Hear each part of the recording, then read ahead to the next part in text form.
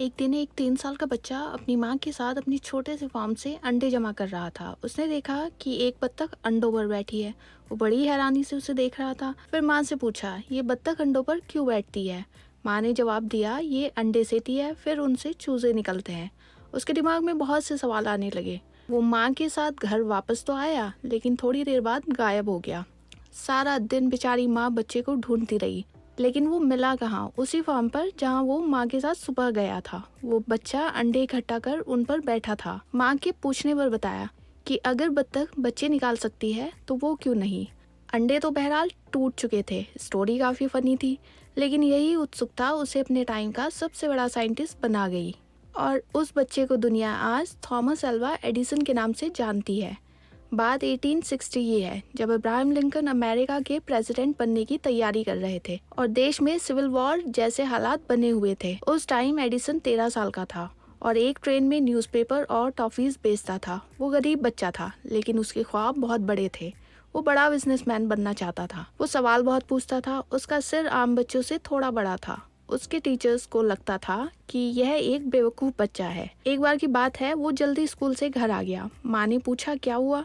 उसने बैग से एक पेपर निकाला और माँ को दिया कि टीचर ने आपको देने को कहा है। माँ की आंखों में आंसू आ गए। माँ ने पेपर को जोर से पढ़कर बच्चे को सुनाया। माँ ने कहा, इसमें लिखा है आपका बेटा बहुत जीनियस है और हमारे स्कूल के टीचर्स उसको पढ़ा नहीं पाएंगे। इसके बाद माँ ने अपने बेटे को घर पर ही पढ़ाना शुरू कर दिया। सालों बाद जब माँ की मौत हो गई तो एक दिन उनके सामान में एडिसन को वही पेपर मिला जो उन्हें स्कूल से मिला था। जब उन्होंने पढ़ा तो वो हैरान रह गए। उसमें लिखा था, आपका बेटा मंदबुद्धि है, इसलिए हम इसे स्कूल से निकाल रहे हैं। एडिसन की माँ वाकई एक महान औरत थी, जिसने दुनिया को एक महान साइंटिस्ट दिया। बचपन से उसकी हालत ये थी कि जो चीज उसके पास आती वो उसे दोबारा बनाकर बेचने की कोशिश करता। जब वो अखबार बेचता था तो उसके दिमाग में आया वो खुद प्रिंटिंग मशीन क्यों नहीं बना सकता। उत्सुकता तो पहले ही उस पे कूट कूट कर भरी थी। जहाँ से वो न्यूज़पेपर लेता था वहाँ घंटों बैठकर उसे समझता और आखिरकार एक खराब पड़े ट्रेन के डब्बे में उसने प्रिंटिंग मशीन तैयार की और अपना पहला न्यूज़पेपर बनाया। उतनी अच्छी क्वालिटी का नहीं था, लेकिन एक छोटा बच्चा खुद लिखता, प्रिंट करता और बेचता,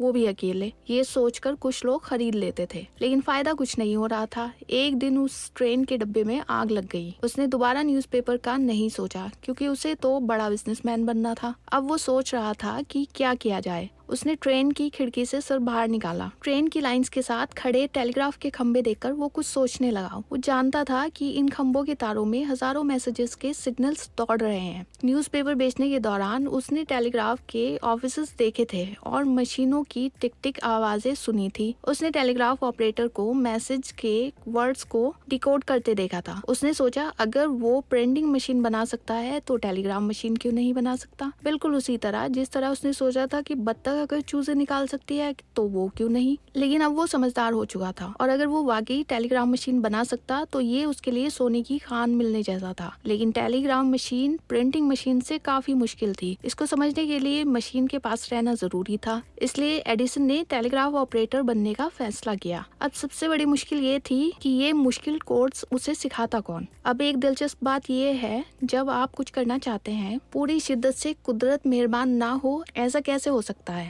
1862 में जब एडिसन 15 साल का था तो उसने एक 3 साल के बच्चे को ट्रेन के नीचे आने से बचाया। बच्चे के बाप ने खुश होकर उसे इनाम देना चाहा, लेकिन उसने मना कर दिया और कहा अगर वाकई वो उसकी हेल्प करना चाहते हैं तो उसे किसी तरह टेलीग्राफी सिखा दें या किसी को जानते हो तो मिलवा दें। अब यहाँ कुदरत का इत्तेफाक देखें, वो उस बच्चे का बाप खुद टेलीग्राफी जानता था। उसने बच्चे की जान बचाने की खुशी में एडिसन को टेलीग्राफी कोड सिखा दिए। अब एडिसन टेलीग्राफ ऑपरेटर बन गया। उस टाइम अमेरिका में सिविल वॉर जोरों पर थी और अमेरिका 2 हिस्सों में बढ़ चुका था। बहुत खून खराबा हो रहा था। हर तरफ से खबरों की भरमार थी। टेलीग्राफ पर हर वक्त वॉर की नई खबरें, मैसेजेस आते रहते थे। इसलिए एडिसन हर वक्त काफी बिजी होता। लेकिन ये जॉब एडिसन की मंजिल नहीं थी। वो तो यहाँ सिर्फ उस रॉकेट साइंस को समझने आया था जिसे वो अब तक समझ नहीं पाया था। उसके साथ ही ऑपरेटर्स जैसे तैसे काम खत्म कर चले जाते थे, लेकिन एडिसन वहीं रहता और समझने की कोशिश करता। सिग्नल्स भेजने और आने में जो जो मुश्किलें आती उसने सब नोट कर रखी थी।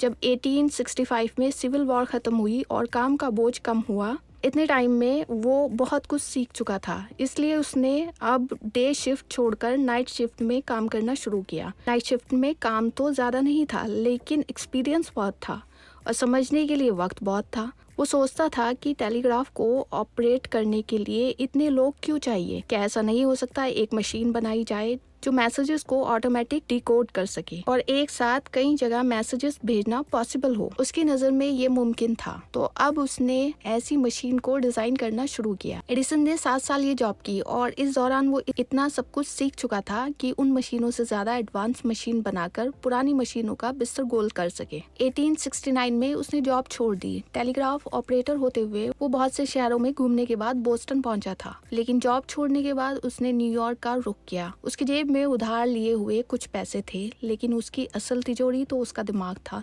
जिसमें हजारों आइडियाज का खजाना था। जब उसने अपनी तिजोरी कुछ बिजनेसमैन के सामने खोली, कुछ को उसके आइडियाज पसंद आए। इन इन्वेस्टर्स से मिले पैसों से उसने अपने प्रोजेक्ट पर काम शुरू किया। और क्या आप जानते हैं, एडिसन का पहला इन्वेंशन टेलीग्राफ मशीन नहीं थी, बल्कि वोटिंग मशीन थी। अब से लगभग 150 साल पहले। आज ही की तरह उस टाइम के पॉलिटिशियंस को भी इसमें धांधली का शक था, लिहाजा एडिसन ने फैसला किया कि अब वो सिर्फ वही इन्वेंशन करेगा जिनकी डिमांड हो। और फिर एडिसन ने अपने टेलीग्राफ प्रोजेक्ट पर काम तेज कर दिया और आखिरकार एडिसन की ऑटोमेटिक टेलीग्राफ मशीन, जो एक टाइम में मल्टीपल मैसेजेस भेज सकती थी, और प्रिंटिंग मशीन तैयार की, जिसने कम्युनिकेशन वर्ल्ड में एक रेवोल्यूशन लाकर तहलका मचा दिया। देखते ही देखते एडिसन की सोच के मुताबिक पुरानी मशीनों का बिस्तर गोल हो गया और हर जगह एडिसन के नाम का डंका बजने लगा। बड़े बड़े इन्वेस्टर्स सामने आए और एडिसन पर पैसों की बरसात होने लगी। अपनी मेहनत और 7 साल के एक्सपीरियंस को अब उसने कैश करवाना शुरू कर दिया था। 29 साल की उम्र तक वो एक बेहद अमीर और कामयाब बिजनेसमैन बन चुका था, लेकिन ये दौलत उसकी सोच से काफी कम थी। वो तो अभी बहुत ऊंचा उड़ना चाहता था, इसलिए उसने अपना खुद का बिजनेस एम्पायर खड़ा करने की सोची। वो एक ऐसी चीज बनाकर लोगों के होश उड़ाकर अमेरिका का सबसे बड़ा ब्रांड बनना चाहता था। अब 1876 में एडिसन ने मेनलो पार्क, न्यू जर्सी में अपनी लेबोरेटरी और वर्कशॉप की। ये 34 एकड़ में फैली थी और उसने अमेरिका के बेहतरीन इंजीनियर्स और साइंटिस्ट नौकरी पर रखे और एक जबरदस्त इंटेलिजेंट टीम तैयार की, और वो काम में जुट गए। एडिसन को किसी भी चीज को कमर्शियल करने का फन आता था। फोनोग्राफ उनका पहला इन्वेंशन था और इसमें रिकॉर्ड पहली poem Mary had a little lamb उनकी आवाज में थी। उनके अनगिनत इन्वेंशन में से लाइट बल्ब के लिए दुनिया में उन्हें आज भी याद किया जाता है। एक महान साइंटिस्ट जिसे पैसे बनाने का जुनून था और उसने इस जुनून को हकीकत में बदला। आज के लिए इतना ही। मिलते हैं नेक्स्ट वीडियो में एक और इंटरेस्टिंग वीडियो के साथ। Thank you so much. Have a nice day.